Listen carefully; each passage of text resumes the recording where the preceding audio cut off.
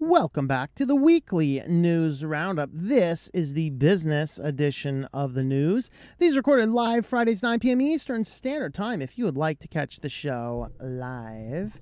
And we're going to go ahead and dive right on in here. First up, Torguard blocks VPN customers from using Bittorrent on U.S. servers. So if you are using if you're getting torrents with Bittorrent with Torguard VPN, you will have to look for another alternative. Why are they doing this?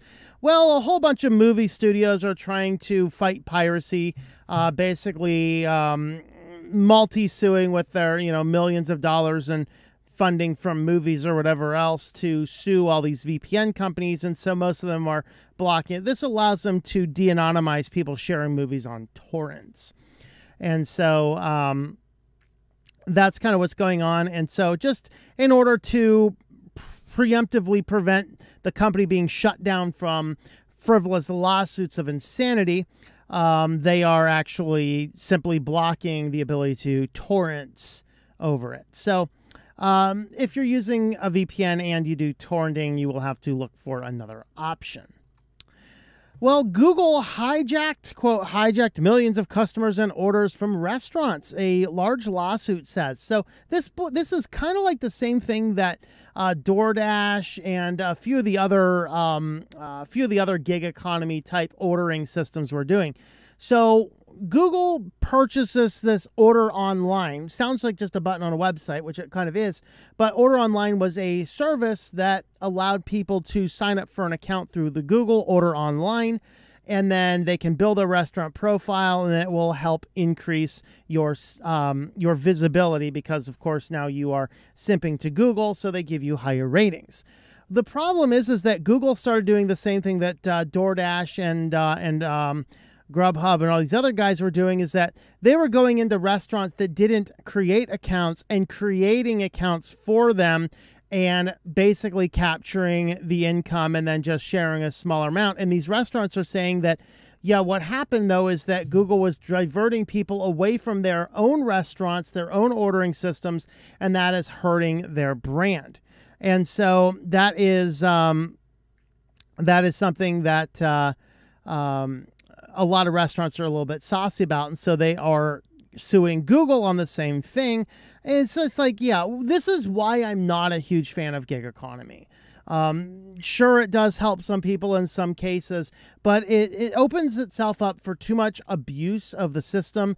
And as there's too much abuse for the system, then it basically starts enriching the larger companies that can basically get away with all this because of their infinite supply of money, and it ends up hurting the smaller business. Now, if you want to actually do business with these guys, that's one thing, but under no circumstance should these businesses be hijacking your customers with systems you didn't do. And that's what people were saying, is that people were getting orders diverted. And the one story I covered from State College, it was a restaurant that explicitly does not do any order out intentionally because they do seafood and they care about their brand. And so when like DoorDash, people are coming up saying, oh, I have an order for DoorDash. Like, we don't do DoorDash.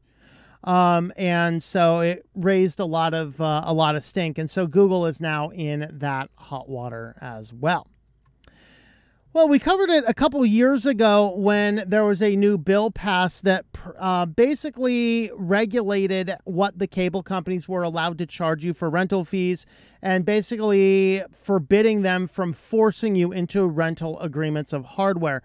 But as it would turn out, this law did not, for some reason, they just didn't figure out why the cable companies aren't following the law. I mean, it's like we need to pass more gun control so that the criminals stop breaking gun laws.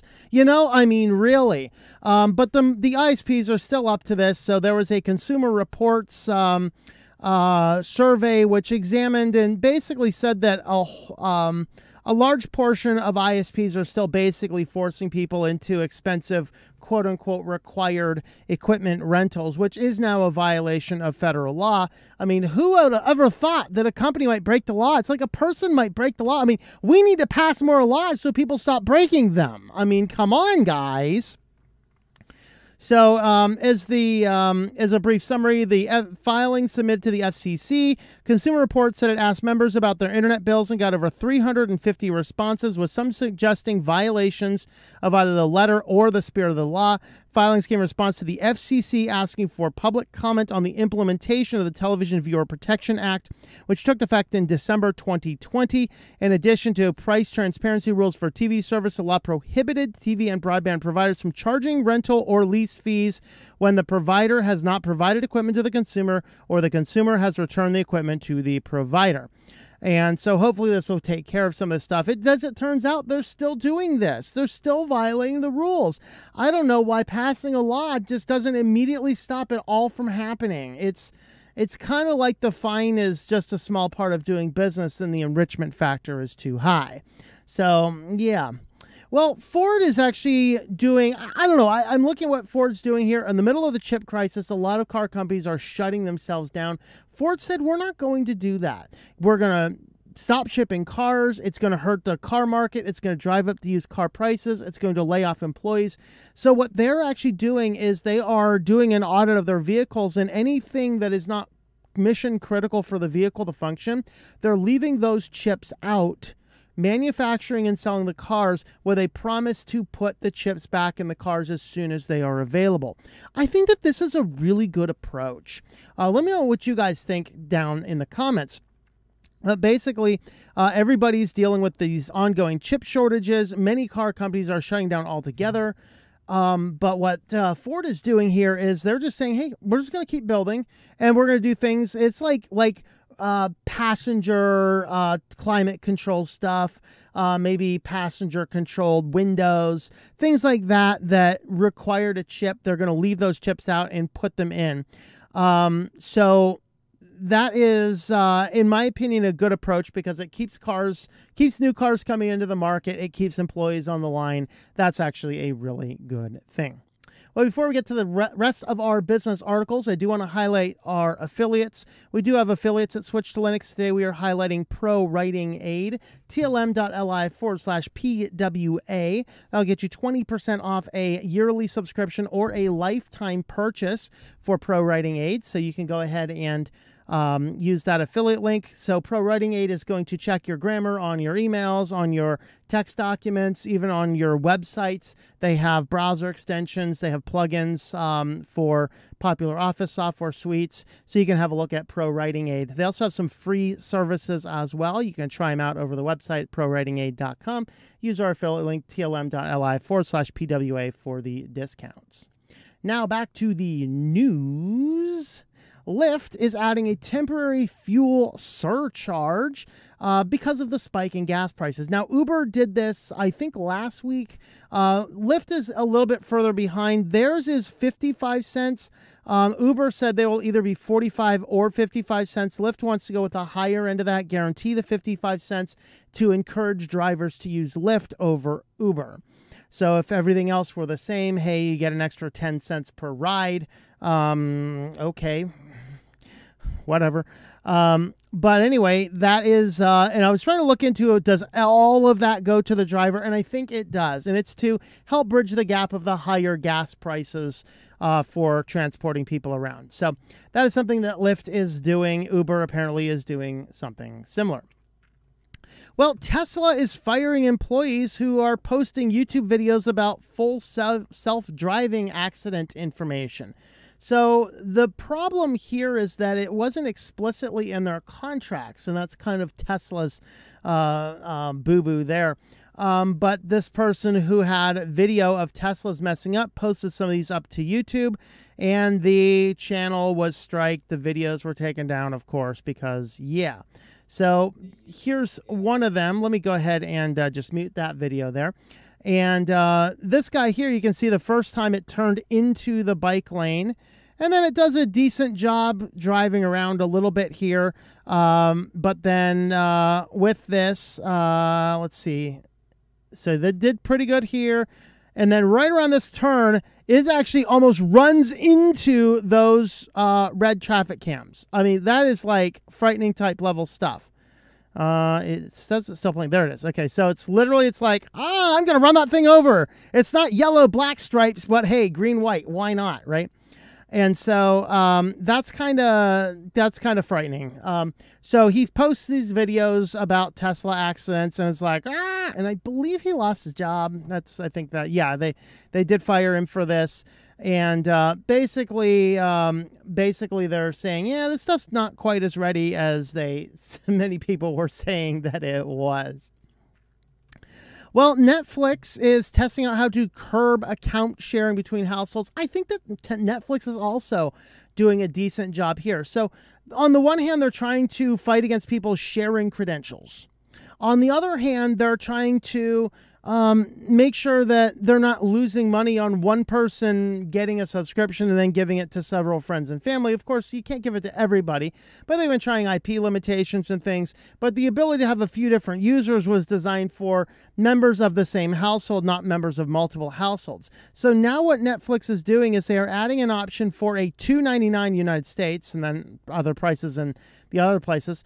For an extra $2.99, you can add a whole extra household, so that if you're a parent, you're buying Netflix, or probably more often, you're the kid, you're buying Netflix. You can share your password with your parents. But what Netflix would prefer you to do is, hey, your parents may not buy it otherwise, but if it's accessible to them, they'll probably use it. So they're saying, hey, let's split the deal. You can add your parents' line on for $2.99. And now this is a legitimate use of two separate households using the same Netflix account. I think that this is an okay thing. I'm still not going to subscribe to Netflix. I don't agree with it. I think that Netflix has hurt our society more than anything else with a lot of the types of crap that they push out. But if you are using Netflix and sharing accounts and you're trying to get away from that or follow all the policies and whatnot, you can kind of see here that for an extra $3 a month, you can add on somebody else. And now on to our feature story. Vimeo is telling creators suddenly, hey, you got to pay thousands of dollars or we're going to delete everything. I literally think they sent the mobster in there to break their kneecaps. Okay? Yeah. So turns out a lot, because Vimeo is an uploading platform. It's very limited. You generally have to pay for it. But what you can do with Vimeo is you can specify what websites a video is posted to, so it prevents people from embedding your video, downloading your video. It basically is a good way to copyright protect a video in such a way that somebody can't pull it out and upload it somewhere else. Okay, and so that is what they were doing. Well, they decided they wanted to do a little shift and focus exclusively on big corporate accounts. I'm not sure why it makes a difference, but they went ahead to all of these little people who were using it on Patreon, some having thousands of videos on Patreon, and saying, hey, based on your usage, you need to start paying us $7,000 a month, or we're just going to delete everything. One guy had everything deleted. And why so many people are using Vimeo is Patreon is actually, for a while, was encouraging and promoting the use of Vimeo to protect the videos that you would post. So you'd post your behind the scenes videos on Vimeo so that people couldn't see it without the Patreon account. That was a really good way to do that. Well, apparently Vimeo is now trying to get rid of all these people. So this person was paying $200 a year, which she says is pretty expensive. And she's uploaded 117 subscriber-only videos so far. Each one only gets about 150 views on average. Her most viewed video has 850. Vimeo sent Van Barley on March 11th. Shocked her. Her bandwidth usage was the top 1% of Vimeo users. Company said if she wanted to keep hosting the content on the site, she'd need to upgrade to a custom plan. Her quota price was $3,500 a year. She was given 1 week to upgrade her content, decrease her bandwidth usage, or leave Vimeo. And so they did this on a whole lot of people. This guy, they had basically a lot of things were deleted because I think he was like away from email or something. Over 500 plus subscribers were lost from the platform. The premium plan was $7,000 a year. Or a migration off Vimeo was required. And so basically what they're trying to do is, while people were already paying for Vimeo, now a whole lot of people are getting bills for thousands of dollars and only 1 week to handle possibly terabytes worth of data. Now, I'm not a lawyer nor a legal expert, but just looking at this and what I know about contract laws and things, while Vimeo does have the right to change their policies, it would really surprise me if they can legally do it and give people 1 week's notice. And this guy here, that he lost 500 plus paying subscribers, that is a minimum loss of $500 a month. Probably that is thousands of dollars a month. They could feasibly contact a lawyer. It would not surprise me if they could feasibly sue Vimeo for the financial loss of that plus extra punitive damages. Vimeo itself, this is the stupidest move I've seen a company do in a few years. I can't think of a stupider move. They're basically committing suicide. Well, now, their justification is to say, well, we're going to focus on higher-end clients. I got news for you. Your higher-end clients are either already paying or they're not interested. I don't think you're going to have a radical market shift and every Fortune 500 is going to be starting to pay you thousands of dollars for services, especially when many corporations, they're just happy keeping videos privated on YouTube. And so this entire push, they're going to literally push away the vast majority of their users. A whole lot more people are going to jump off the platform preemptively because this is stupid. And then basically they're going to hurt themselves a whole lot. So yeah, Vimeo effectively just went off the corner and jumped off the Golden Gate Bridge. That's exciting. It should have called the crisis counseling line instead. That's what Vimeo's up to. And so, yeah, that's quite exciting. Hey, 1 week, thousands of dollars. Thousands of dollars in 1 week. What is this? A hostage takeover? What's going on? Did the Gestapo take over there? Was the CEO just embedded by the ghost of, I don't know. I don't even know. That's crazy. Well, anyway, if you'd like to help support the channel, we do have a Subscribestar account, subscribestar.com/switch2linux. You can jump on over there and help support the channel. With that, thanks for watching, guys, and we will see you next time. Thank you for watching this video from Switched to Linux. This channel would not be possible without the backing of the program supporters scrolling on the screen now. You can be a supporter at Patreon at patreon.com/TOMM or at thinklifemedia.com. I also want to thank the open source community who creates such excellent software that makes producing this show possible. Please remember to support your software communities. Thank you, and I hope that you enjoy switching to Linux.